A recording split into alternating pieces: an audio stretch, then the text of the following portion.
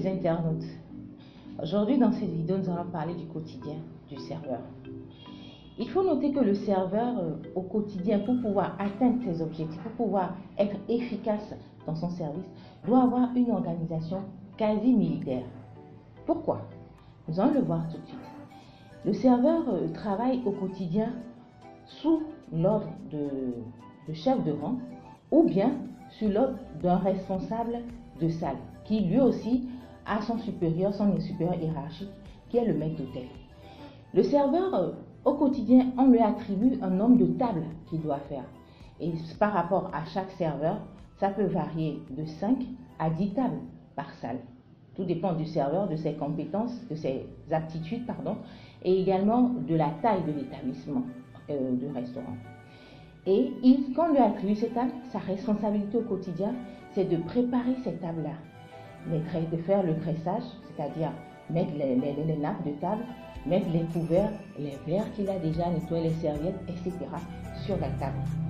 Et ensuite, après tout cela qu'on appelle la mise en place, quand le serveur finit cette mise en place, son rôle au quotidien, c'est d'accueillir les clients, de les installer à leur table et après de prendre la commande. Et lors de la commande, le serveur peut conseiller le client, il peut même lui suggérer des plats à commander. Si par exemple c'est un client habituel, donc il connaît bien le client, il peut lui suggérer des plats à commander. Le serveur aussi, c'est lui qui assure le service de la boisson lors des clients qui sont au restaurant. Il prend non seulement la commande de la nourriture, mais il prend la commande des boissons, des desserts s'il y en a, des entrées, etc. Et après la prise de la commande, le serveur doit assurer le service.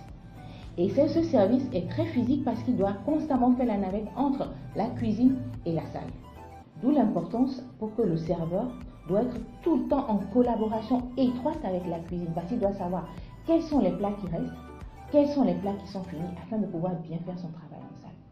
Donc le serveur doit faire cette navette en permanence.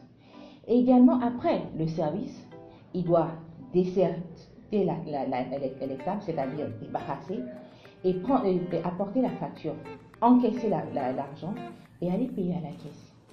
Et le serveur dans certains établissements, c'est lui qui raccompagne même le client et lui dit au revoir. Et après le départ du client, le serveur a pour responsabilité de refaire la mise en place à cette table qui a été utilisée.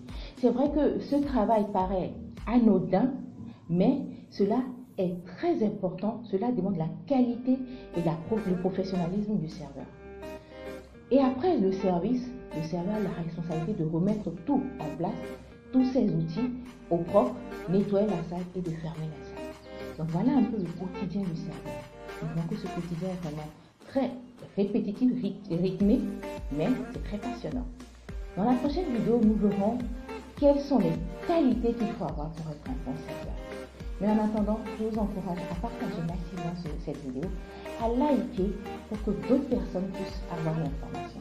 À la prochaine.